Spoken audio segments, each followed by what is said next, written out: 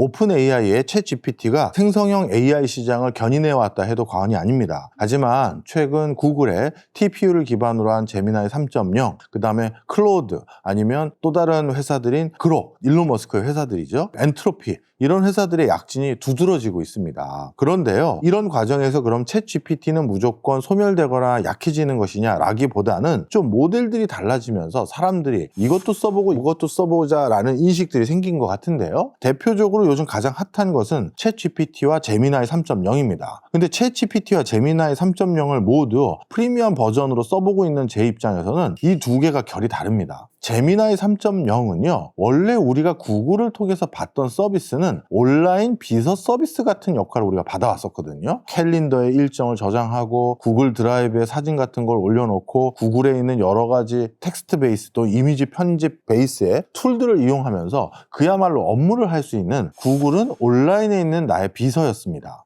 그런데 챗 GPT는요, 이 온라인에 있는 나의 비서 같은 걸 만들 생각이 처음엔 없어 보였습니다. 챗 GPT가 그동안 추진했던 전략 전술을 보면 알 수가 있는데요. 챗 GPT는 요 근래에 어떤 버전을 늘리려고 했냐면 채팅 버전을 늘리려고 했었어요. 그래서 인공지능과 나만의 대화가 아니라 이 기존에 우리가 SNS 여러 계정들을 사용하던 아니면 챗 GPT 안에 들어오던 간에 이제 다른 여러 사람들과 그룹 토의하거나 대화를 나누는 그런 기능들을 좀 더 배가하려고 했었고요. 그 다음에 챗 GPT는 우리의 질문에 대답하거나 대응할 때 감성적인 용어, 감성적인 기절을 같이 활용하도록 설정이 되어 있었습니다. 그런데 제미나이는 그게 아니에요. 제미나이는 감성적이고 유머러스하거나 슬픔에 공감하거나 이런 역량보다는 드라이하게 업무에 도움되는 요소들을 과거에도 구글이 제공해 줬었는데 이제 그런 것들을 구글이 AI 기반으로 다시 한번 제공해 주겠다, 이런 결이 더 많아 보입니다. 따라서 정리를 하자면요, 챗 GPT와 제미나이 3.0으로 대표되는 다양한 생성형 AI는 나름대로 걸어가는 길은 다 똑같다 할 수 있을지언정 그 걸어가는 길을 구현하는 방식들이 조금씩 제각각입니다. 저는 이것이 꼭 챗 GPT가 지금 약세로 전환됐다 이렇게 보지는 않고 있는 이유입니다. 샘 올트먼 입장에서는 진짜 시장의 한 70%에 육박하는 점유율을 유지하고 있던 업계 최강자로서 갑자기 구글의 TPU 기반의 제미나이 3.0을 보고 깜짝 놀랄 만한 성장을 해왔구나라는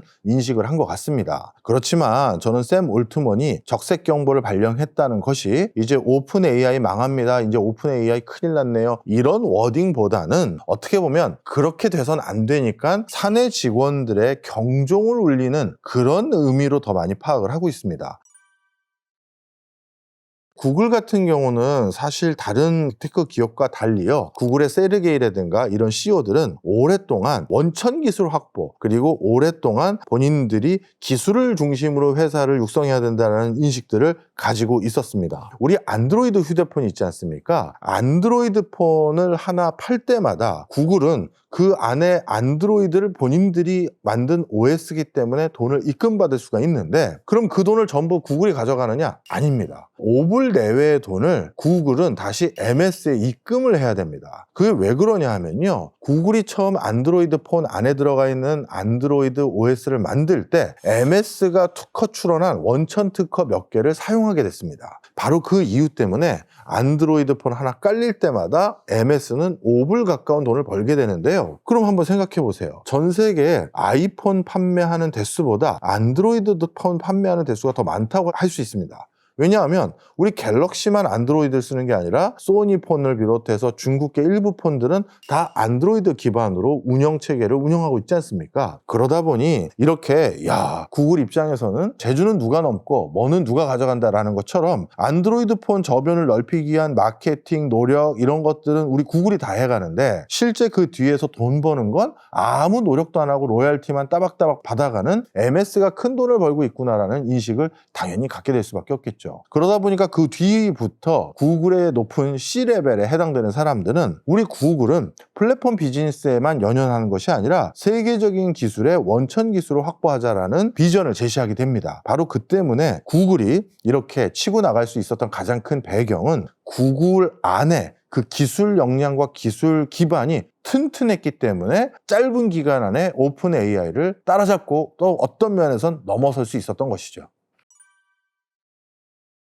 지금 상황에서 오픈 AI는 앞으로 우리 적자 수준이 얼마나 더 커질지 모르겠다라고 사실 이미 공고를 한 상황입니다. 지금 오픈 AI를 사용하는 그 유저들은 억 단위, 몇억 명에 해당되는 숫자입니다. 그런데 오픈 AI에 유료, 돈을 내고 쓰는 사람은 몇천만 명 수준에 밖에 안 돼요. 그러다 보니까 오픈 AI는 무료로 쓰는 사람들이 훨씬 많다 보니 적자가 누적되고 있는 상황이고요. 단순히 적자만 누적되는 것이 아니라 오픈 AI의 적자 누적이 전반적으로 AI 버블론, AI 문제 있는 거 아니냐라는 인식까지 만들다 보니까 오히려 AI 산업이 지속적으로 발달하는데 발목을 잡고 있는 요소로도 작용하고 있는 상황입니다. 그런데 오픈 AI의 관계자들의 의견을 따르면요, 이것은 절대 위험한 상황이 아니다라는 인식을 해가는 것 같습니다. 그 이유를 좀 설명을 드리면요, 사실 우리가 머릿속에서 생각하기에는 오픈 AI에서 제공하는 챗 GPT와 같은 생성형 AI는 전 세계 인구가 다 이용해봤자 한 사람이 하나씩 이용할 것이기 때문에 80억 인구 정도 이용하겠네, 이렇게 생각하지 않습니까? 근데 샘 올트먼이라든가 이 분야에서 활동하고 있는 많은 CEO들은 입장이 다릅니다. 저만 하더라도 실제 그래요. 저만 하더라도 지금 비싼 요금제를 이용하고 있는 AI가 일단 제미나이 3.0, 퍼플렉시티, 그 다음에 챗 GPT, 그 다음에 SCI 스페이스라는 5개 쓰고 있습니다. 그러면 저는 벌써 5개 쓰고 있고요. 친한 지인들 중에서 3개 쓰는 분도 있죠. 이 추세로만 돼도 전 지구의 인류 숫자보다 이용자 아이디가 더 많아질 수 있어요. 그러면 저한테 이렇게 말씀하시는 분들도 계실 겁니다. 그거는 박사님이나 연구하고 하니까 다양한 거 물어보고 하니까 이걸 여러 개 쓰지, 우리 같은 일반인들은 그럴 필요가 없습니다. 근데 그것도 좀 잘못된 인식이신 것 같습니다. 예를 들어서요, 지금 많은 기업들이 하고 있는 다음 비즈니스 모델이 뭐냐면 AI를 통해서 맞춤형 서비스를 하는데 관심이 많습니다. 예를 들어서 하나투어나 이런 관광회사 같은 경우는요, 본인들이 뭔가 관광 상품을 지금까지 파는 방식은 관광 상품 웰메이드 해서 이미지로 예쁘게 만든 다음에 그걸 뿌려준 다음에 관심 있는 거 클릭하게 만드는 구조잖아요. 그런데 앞으로 AI 사용이 좀 더 보편화되면 어떤 관광 상품 릴리즈 형태가 드러날 것이냐 하면 간단합니다. 그냥 마치 지금 구글 창처럼 창에 그냥 검색창만 떠 있어요. 그럼 그 검색창에 내가 원하는 관광의 옵션들을 하나하나 그냥 적거나 말로 얘기하는 겁니다. 예를 들어서 나는 바닷가 근처였으면 좋겠고 비행시간은 아무리 늦어져도 7시간을 안 넘었으면 좋겠어. 그리고 나는 3박 4일 일정인데 며칠 날 가서 며칠 날 돌아올 건데 그 3박 4일 중에 이틀 정도는 나는 그냥 숙소에서 편하게 쉬고 싶다 보니 숙소에 맛집이 좋고 수영장 같은 거 있는 숙소였으면 좋겠어. 이렇게 얘기하면서 그리고 내 전체 예산 규모는 얼마야? 이렇게 얘기를 하는 겁니다. 그리고 엔터를 딱 치면 챗 GPT는 그 내가 나열한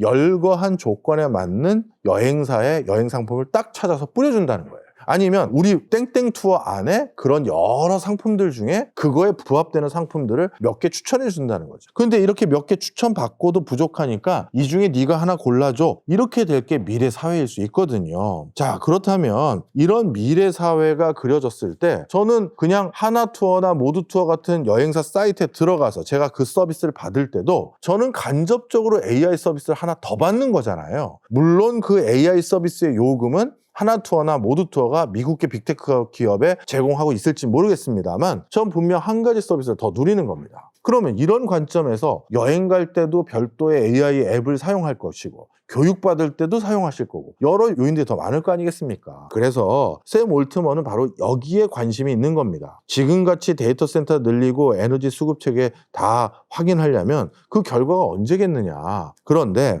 방금 제가 예시 들었던 그런 형태를 조금이라도 고민을 해봤다면 이거는 무작정 비용만 많이 들어가는 걸로 볼 수는 없는 그런 상황입니다.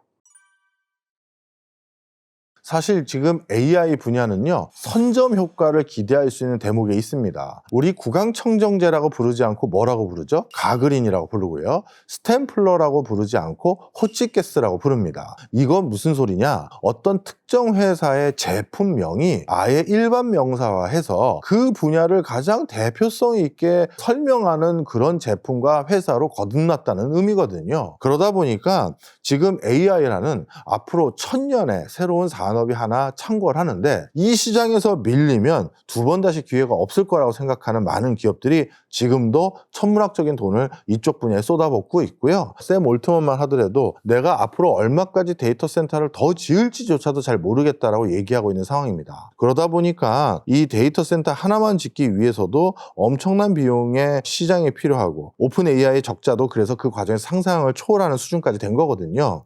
하지만 선점을 해서 이제 대명사가 아니라 일반 명사가 됐었을 때 걷어들일 수 있는 파이가 워낙 클 거라고 생각하기 때문에 지금 대부분의 회사들은 성큼성큼 더 신규 투자를 하고 있는 상황이고요. 물론 이 과정에서 혼자 이 다 투자를 감내해서 내가 그거 전부 다 먹겠다라고 판단했었을 때 그 먹을 수 있는 시장 규모가 또 너무 크거든요. 그럼 그 많은 시장을 다 나 혼자 먹겠다고 하는 게 과연 맞는 거냐? 나는 저기에 몇 분의 몇만 먹어도 지구상에서 가장 큰 부자가 될 것이고 가장 높은 연봉을 받는 직장인이 될 텐데 아마 이런 인식도 병행이 된 것 같아요. 그래서 일부 빅테크 기업들 중심으로 이합집산이 생겼습니다. 그러니까 오픈 AI는 원래 MS가 투자를 제일 많이 했는데 그 뒤에 아마존이 좀 투자를 하는 문호를 열어줬고요. 또 애플과 구글 또 나름대로 전략적 제휴를 맺으려고 하고 또 애플과 테슬라도 전략적 제휴를 맺으려고 합니다. 따라서 혼자 온전한 자금을 다 투여하기에는 너무 위험해도 보이고 그것으로 얻게 될 과실은 불필요할 정도로 너무 크다 보니까 차라리 비용을 좀 세이브하기 위해서 인근 빅테크 기업이나 경쟁 빅테크 기업을 포함시킨 다음에 우리가 빨리 치고 나가는 게 낫겠다. 요즘은 시장에서 이런 판단이 많아진 것 같습니다. 사실 AI 산업이 버블이라면, 즉 버블이라는 전제 아래서 말씀드리면 당연히 위험한 상황입니다. 최근 AI 관련 주식으로 분류돼서 주가가 떡성한 기업들이 뭐 어디 한두 개겠습니까? 그러다 보니까 지금 이 상황은 이게 꼭 AI 버블이 안 되어야지만 모든 사람들이 윈윈할 수 있는 구조로 바뀌어가기 시작했고요. 심지어 AI 산업 실태가 아닌 국가를 AI 국가로 바꾸기 위해서라도 정부가 직접 여러 역할을 적극적으로 하고 있는 상황입니다. 그 과정에서 여러 가지 이득을 취하고 있는 국가들 중에 하나가 바로 우리나라입니다. 예를 들어서 이런 빅테크 기업들이 엄청난 돈을 들여서 AI 산업에서 치고 나가기 위해서는 데이터 센터를 건립해야 되고 또 그 데이터 센터를 안정적으로 운영하기 위해서는 안정적인 전기 공급망이 필요한데 이런 것들을 전부 잘 만들어줄 수 있는 나라 중에 하나가 바로 우리나라거든요. 따라서 우리나라는 이런 빅테크 기업들이 빚을 내서라도 투자하고자 하는 이 성향 때문에 적지 않은 돈을 벌고 있다. 이렇게 보시면 되겠습니다. 불편한 진실이지만 이미 우리가 쿠팡 사태를 통해서 확인을 하고 있죠. 전 국민의 어떻게 보면 장터가 돼버린 쿠팡. 그래서 의존도가 누구보다 높아졌고 소상공인 분들 같은 경우는 쿠팡 없이는 뭔가 경영활동을 온전히 수행하기 어렵다라고 얘기할 정도예요. 왜냐하면 출근하기 전에 전날 뭐뭐 깻잎, 뭐 양상추, 뭐뭐 갖다 놔주세요 하고 발주를 해놓으면 아침에 새벽에 문 열어야 되는데 새벽 문 열기 전에 쿠팡 물건들이 와 있거든요. 이렇게 당일 배송, 로켓 배송을 해줄 수 있는 곳이 지금은 쿠팡밖에 없습니다. 그러다 보니까 소상공인들 입장에서는 매일같이 신선한 채소를, 음식거리를 가져다 주지 않는 세상이 도래했다? 아마 상상하기도 힘들 거예요. 분명 AI 생태계에서도 한두 개 또는 소수의 지배적인 생태계 리더들이 생길 겁니다. 그럼 그런 리더들이 이번에 있었던 이런 사태와 유사한 사태를 안 만들 것이냐, 쿠팡 사태와 유사한 걸 안 만들 것이냐 했었을 때 꼭 그렇다고 개런티할 수는 없거든요. 따라서 거대 플랫폼 기업의 횡포, 그 다음에 거대 플랫폼 기업의 권력 오남용, 이걸 막기 위한 제도적 장치도 지금부터는 좀 논의를 해야 될 것 같습니다.